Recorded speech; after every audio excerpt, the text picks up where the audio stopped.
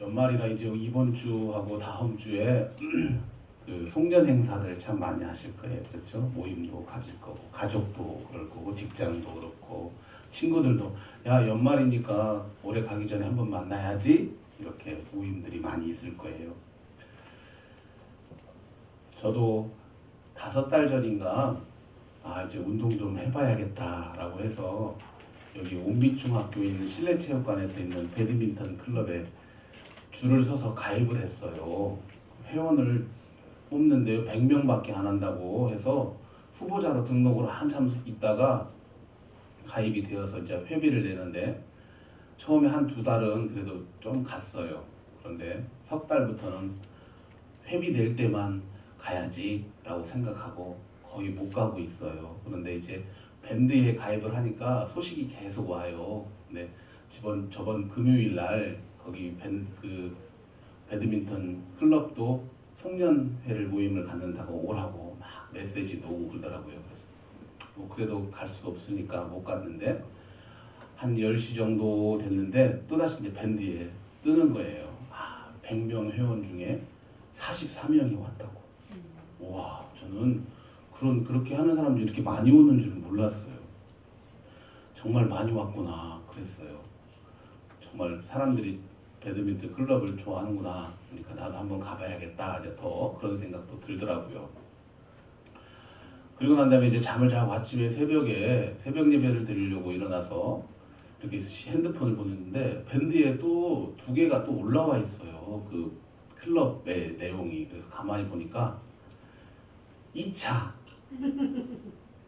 갈 사람 해서 18명, 44명 중에 18명이 이제 2차를 간 거예요. 새벽 1시에. 다 거기 써 있어. 2차는 짜그리 뭐 이렇게 써놨더라고. 짜그리가 아마도 그 음식점 이름인가 봐요. 그리고 난 다음에 밴드를 보니까 2시 반 정도에 3차 노래방! 그래가지고 11명 이렇게 써놨더라고. 그래서 노래방에서 신나게 놀아보는 노래. 지금 현재 무슨 회원이 무기여 자리거라를 부르고 있습니다. 그래서 밴드에 사진을 착 올려놨더라고. 그것을 제가 새벽 예배 나와서 가만히 들어보니까 참 재밌었겠다. 이런 생각이 드는 게 아니라 왜 이렇게 외로워 보여요, 그 사람들이. 1차로 부족해서 2차에 가서 무엇을 먹었는지, 그것도 부족해서 3차에 가갖고 11명이 그 좁은 방에서 고래고래 새벽 2시, 3시까지. 그렇죠? 예.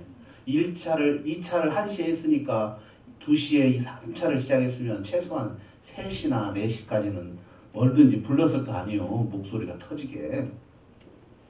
그것을 가만히 보니까 외로워 보여요. 그 사람들이. 얼마나 외로우면 새벽 3시까지 그렇게 고래고래 소리를 지르면서 외로움을 달랠까. 그렇게 외롭지 않으려고 그렇게 오랜 세월 시간 동안 그들과 함께 하지 않았을까라는 생각이 불뚝 들더라고요. 혹시 여러분 이번 주 다음 주 여러분 가족 중에 이렇게 친구 중에 이렇게 방황하는 분들 혹시 있으면 나무라지 말고 여보 무엇이 그렇게 외로워? 라고 한번 물어보시든지 야 너 뭐가 그렇게 외롭냐? 라고 물어볼 수 있는 그러한 사람 될 수 있기를 바랍니다. 이 시대를 살아가는 사람들은 나이가 많은 사람이든 나이가 젊은 사람들이든 이렇게 외롭습니다. 이제 나이가 들어서 자녀들 다 시집장가 보내고 또 짝을 잃어서 혼자 사시는 분들 외로워요. 그런데 그런 분들 말고도 가족끼리 함께 모여 살아도 외롭대요.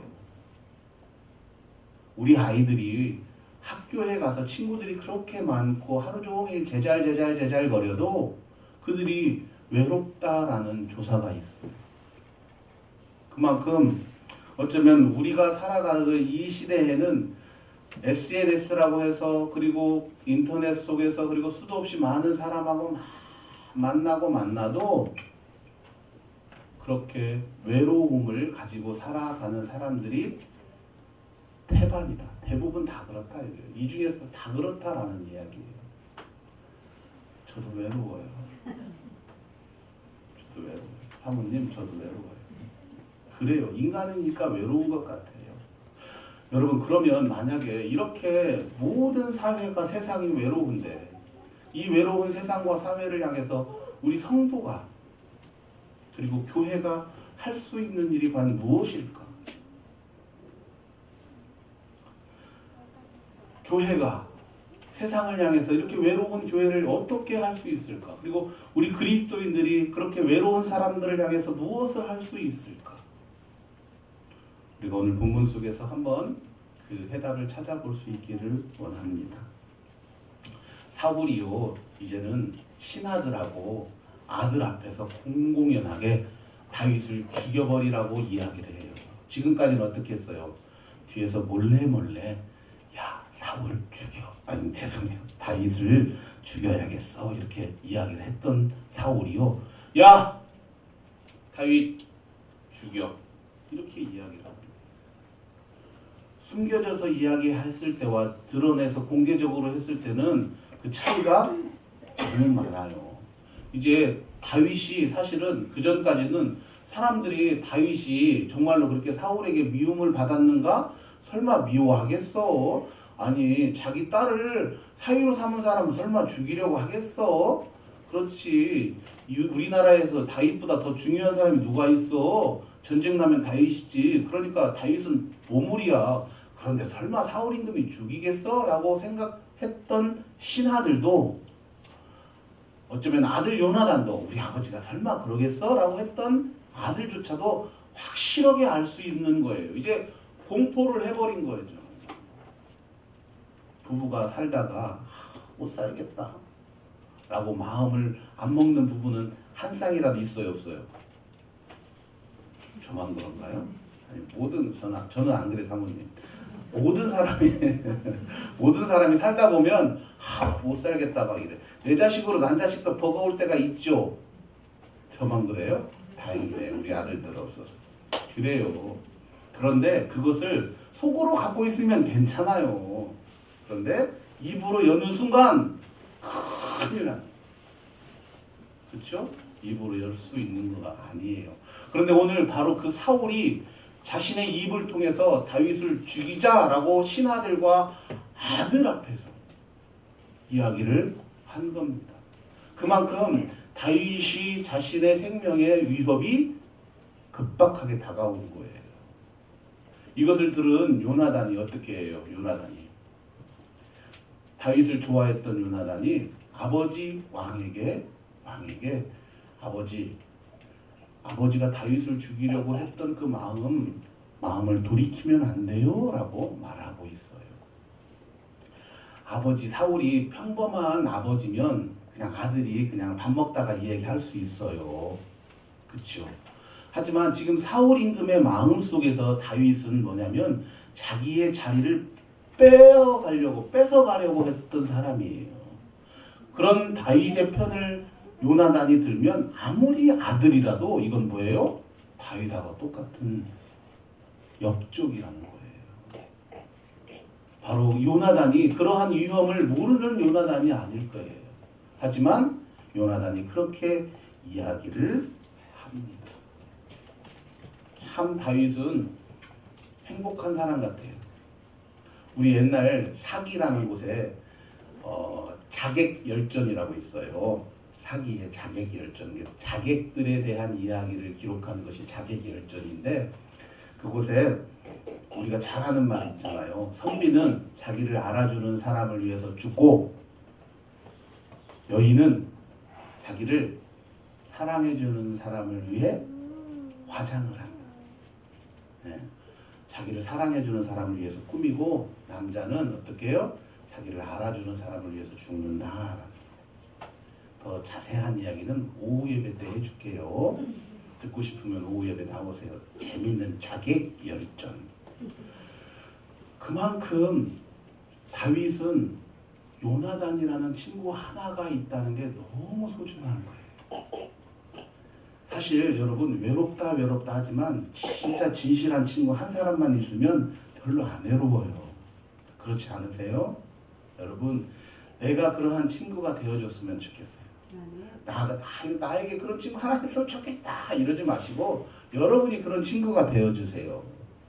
먹을 거 있으면 좀 먼저 주고, 뭐가 생각나면 먼저 얘기해주고, 먼저 전화해주고, 먼저 살펴보주고 하면 어느 순간 내가 그렇게 되면 여러분에게 그런 친구가 생기는 거예요. 그냥 아이고 왜 나는 박복한가 봐, 왜 내 그런 친구가 없어. 우리 학생들도 마찬가지. 나는 왜 내가 가장 마음을 터놓고 이야기할 친구가 없어? 아니에요. 내가 먼저 이야기해야 하는 거예요. 어느 누구도 내가 가만히 있는데 나에게 다가와서 친한 친구가 되어졌더라, 이건 없어요. 이건 하늘에서 내리는 축복이나 있을 뿐이지, 내가 직접 가서 먼저 이야기하고 찾아가고 손잡아주고 이야기 들어주고 했을 때 진정한 친구가 생기는 거예요. 여러분이 먼저 해준다면, 다윗을 부러워하지 말고 먼저 요나단이 되어진다면 여러분에게 요나단 같은 친구가 생길 것이 분명하다는 사실입니다. 평생의 삶 동안 이렇게 요나단 같은 친구가 되어주시고 요나단 같은 친구를 얻기를 소망합니다. 아멘이에요. 이 요나단의 마음이 진실이 통했는지 아버지 사울이 그래요. 그래? 네 말을 들어보니까 내가 좀 그러겠다. 그래서 그럼 내가 다윗을 용서할게 라고 이야기를 합니다. 그런데 지금까지 사울의 모습을 보면 조금 믿지 못할 것 같은데 아닌 것 같아요. 지금은 요나단이 하는 그 진실한 마음을 사울도 가만히 들어보니까 그래, 네 말이 맞아. 그래서 다윗을 용서하고 다윗을 죽이지 않고 예전에 그 모습 그대로 이제 살아갑니다. 그런데 이렇게 해서 끝났으면 얼마나 좋아요. 그래서 사울, 다윗, 요나단이 행복하게 살았더라 라고 하면 성경이 끝나죠. 무슨 일이 일어나요? 전쟁이 벌어져요. 전쟁이 벌어지니까 다윗이 다시 전주에 나갔어요. 전쟁에. 그래서 승리를 하니까 또 많은 사람들이 누구를 칭송해요? 다윗을 칭송하니까 사울의 마음에 다시 질투의 시기의 마음이 확 또 올라오는 거예요. 그러니까 어떻게요? 다윗을 또 죽여야겠다라고 생각이 듭니다. 여러분, 일반적으로 내부에서 국가 안에서 문제가 발생했을 때 외부의 적을 데려다가 아내를 단단하게 하는 거예요. 무슨 말인가 아세요? 부부가 맨날 싸워. 너 없이면 내가 살겠어. 너하고 헤어지고 싶어 하다가 아내가 아프다든지 남편이 좀 아파서 병원에 다니면 둘이 다시 달라붙어 버려요. 왜 그러겠어요? 네. 그 밖에서 오는 외부의 힘을 둘이 똘똘 뭉쳐서 이겨내고 싶어서 그러는 거예요. 마찬가지예요. 그런데 오늘 이스라엘은 꼭 거꾸로예요. 다윗과 사울의 관계가 그리고 모든 나라가 융합돼서 잘 하다가 전쟁이 일어나니까 더 똘똘 뭉쳐야 하는데 사울 임금의 마음에 혹 하고 정말로 악한 심정이 다시 들어오는 겁니다. 그래서 다윗을 죽이고 싶어 해요.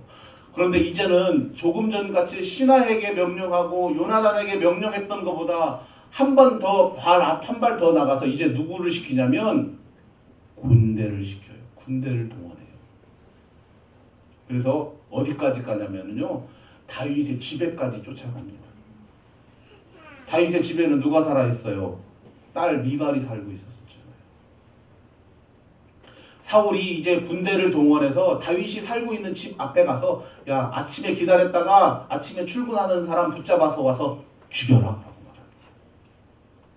사울이 이제 더 이상은 다윗하고는 함께 할 수 없었던 것 같아요. 마지막 수단 아니에요. 말로는 할 수도 있어요. 사실은 무엇을 미우니까 집어 던지기라도 할 수 있어요. 그런데 군인은 뭐예요? 사람을 죽이는 거고, 그러한 명령에 따라서 움직이는 사람들, 그 사람들을 보냈다는 것은 더 이상 회복할 수 없고 돌이킬 수 없는 마지막이다라는 사실이에요. 세상에 그 집에 자기의 딸 미갈이 있는데도 말입니다. 그런데 정말로 은혜롭게 그 딸 미갈 때문에 다윗이 창가를 통해서 도망을 합니다. 근데 여러분, 재밌는 것은요, 17절에서 보면 사울이 그 자기 남편을 살려보냈다고 미갈을 책망하는 장면이 보여요. 17절에 보면은 이렇게 나와요. 너는 어찌하여 이처럼 나를 속여? 나를 속였다고 생각해요. 아빠가 사울이 자기 남편 살려보냈는데 야, 너 왜 나를 속여서 내 대적을 놓아 피하게 했느냐라고 말하고 있어요. 여러분이 미갈이라면 어떻게 해야 되겠어요? 아버지 미워요. 내가 사랑하는 사람인데요. 어찌 그럴 수가 있어요? 딸 인생은 생각지도 않아요? 내가 정말 사랑하는 다윗을 어떻게 그렇게 죽일 수가 있어요? 라고 하는 게 정상 아니에요? 여러분 미갈이 어떻게 하는 줄 아세요? 아니에요. 다윗이 나를 죽이려고 인질 삼아서 내가 어쩔 수 없이 했어요. 라고 하는 미갈의 모습 속에서 사울의 명령을 어긴다는 것은 무슨 얘기예요? 자신도 딸이지만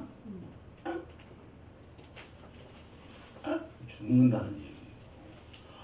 아빠와 딸이 아버지 말을 듣지 않았다도, 그리고도 딸이 자기가 사랑하는 남편 다윗을 살려보내줬다고. 오늘날 여러분 그렇게 아내가 남편이 만약에 나쁜 짓을 저질렀어요. 예?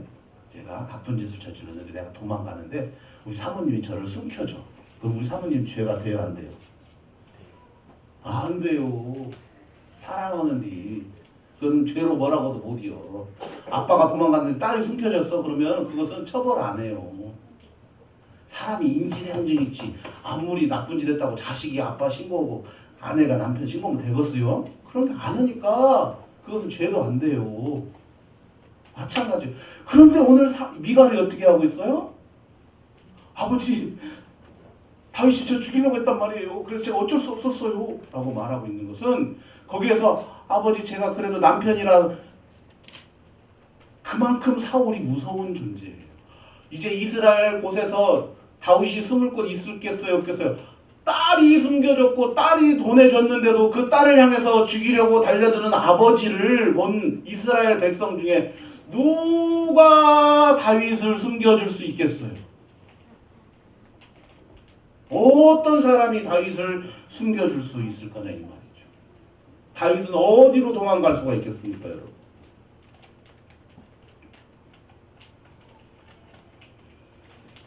누구도 다윗을 숨겨줄 사람도 없고 다윗 자신이 생각해도 더 이상 갈 곳이 없는 거예요. 동서남북 어디를 다 달아봐도, 친구에게 전화해봐도, 형한테도 전화해보고, 아빠 2세가 살았는지 몰라도 아빠 2세한테 한번 물어봐. 아빠 저 어디로 갈까요? 형들 저 어디로 숨을 수 있을까요? 친한 친구들, 부하들, 평상시 맨날 함께 놀던 사람들 아무리 전화하고 아무리 물어도 전화를 안 받아요. 다윗의 전화는 불통이니까. 다윗이 찾아가서 문을 두드리고 야 나 한 번만 도와줘라도 해도 어느 누구 문 하나 열어주지 않아요. 왜요? 사울이 무서웠기 때문에. 나에게 해가 돌아올까 봐. 제 친구 중에 아들이 6살이었을 때 아내가 암으로 죽은 친구가 있어요. 근데 오랫동안 3년 정도 넘게 투병을 하다 보니까 원래 그 친구가 하던 사업까지도 싹 이렇게 한꺼번에 막 무너져 버리더라고요. 아내가 죽으니까 같이 무너져 버리더라고요. 공동에서 신앙생활을 잘 하고 있었던 친구예요. 그리고 난 다음에 이 친구가 한 3, 4년이 잠적이 됐어요. 그리고 난 다음에 오랜 시간이 지난 후에 이제 3년, 4년 만에 만났는데 그런 말을 한번 하더라고요. 그렇게 아내가 죽고요. 그리고 사업이 망했는데 자기 전화를 형제들도 잘 안 받더래요. 형제들도. 나중에는 부모님도 버거워하는 것 같다라 말을 하더라고요. 왜요? 전화만 하면 듣기 좋은 소리를 하는 게 아니라 죽는 소리만 하고, 전화만 하면 무슨 부탁을 하는 것 같이고, 모든 게 그러니까 사람들이 다 피하기 시작하더래요.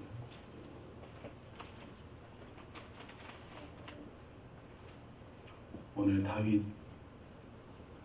이스라엘 그 많은 곳에서, 그리고 그렇게 자기를 좋아했던 모든 사람들이 있지만 어느 한 곳에 자신의 몸을 둘 곳이 없습니다.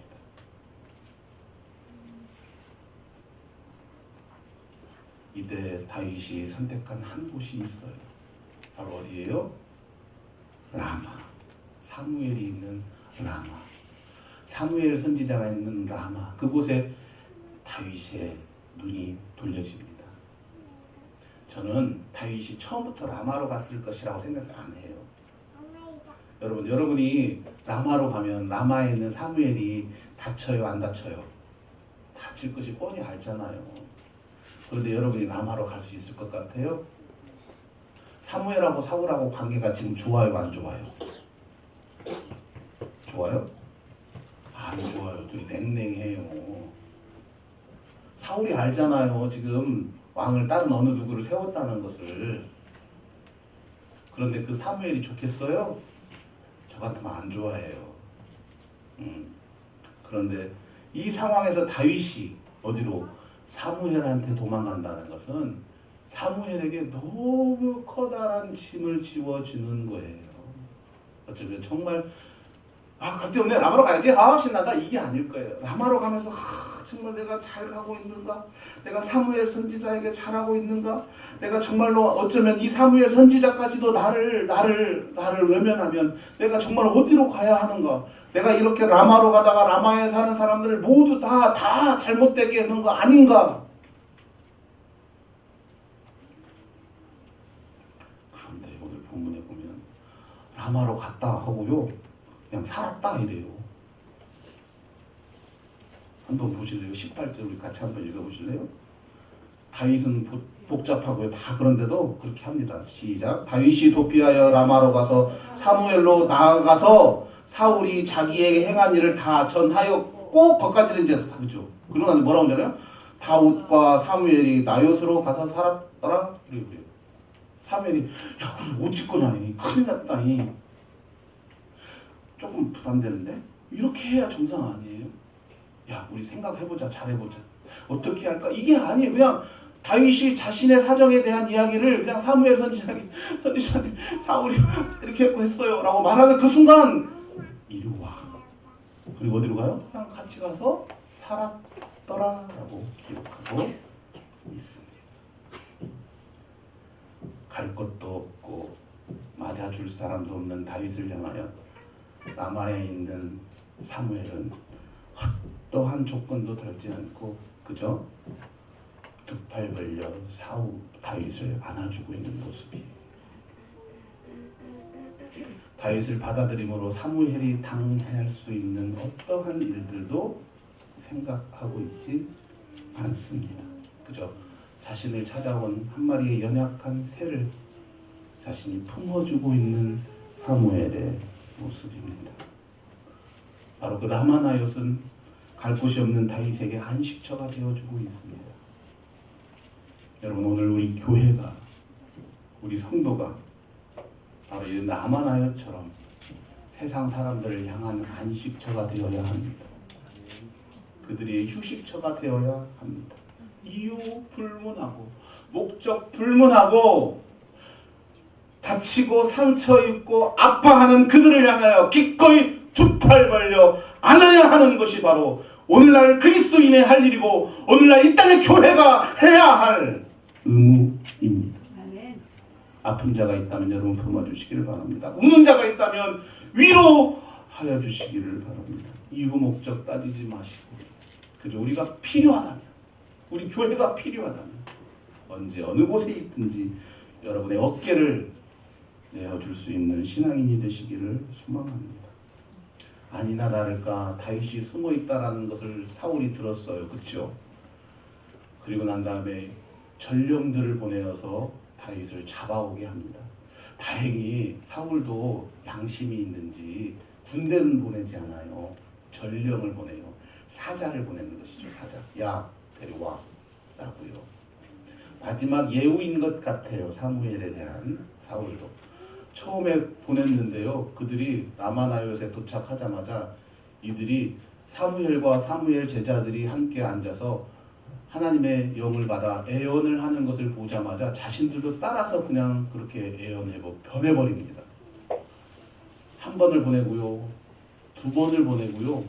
세 번을 보내는 그 모든 사람들이 사무엘과 라마나옅에 있는 곳에 도착할 때마다 이들이 저는 신앙이 있는지 없는지 전혀 모르겠어요. 그냥 사울이 목적을 가지고 다윗을 잡으러 갔던 그들이 그곳에 도착하면서 그들을 바라보면서 자신들이 변화돼 버려요. 사울이 화가 나잖아요. 자신이 직접 갔어요. 더 재밌는 것은요, 오늘 본문에 보면 사울이 라마나요에 도착하기도 전이에요. 22절에 보면 사울도 라마로 가서요 세구에 있는 큰 우물에 도착하여 물어 이르되 사무엘과 다윗이 어디 있느냐라고 물어요. 그러니까 사람이 라마나요에 있는데요. 그러니까 사울이요 라마나요로 걸어가는 도중에 사울은 애언을 하고 변해버립니다.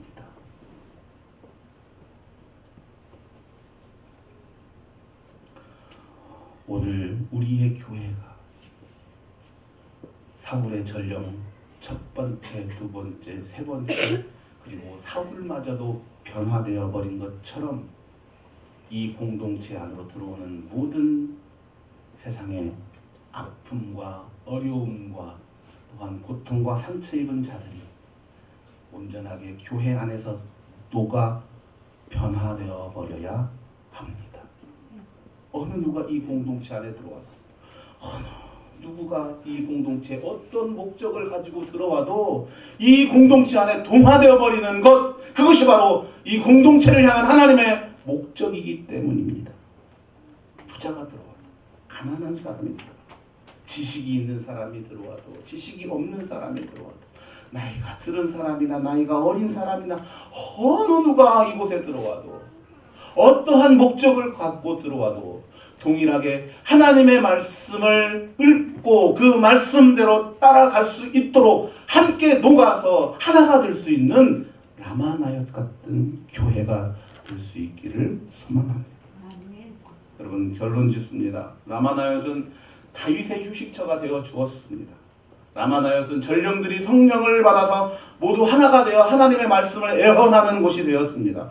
오늘 우리가 살아가는 이 세상에 어려움 없는 사람 없습니다. 고통 없는 사람 없습니다. 그들을 향하여 여러분 우리가 라마나얏이 되어야 합니다. 그들을 향하여 우리 교회가 바로 라마나얏이 되어야 합니다. 왜 우리가 할 수 있을까?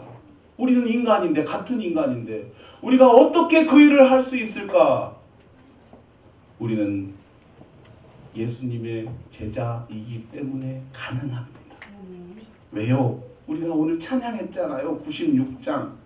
예수님은 누구신가? 우는 자의 위로와 약한 자의 강함과 추한 자의 정함과 그런 예수 그리스도를 믿는 우리이기에 우리는 결코 그러한 세상의 악함과 우는 자와 추한 자를 향하여 우리의 두 팔을 벌릴 수 있는 믿음이 있습니다.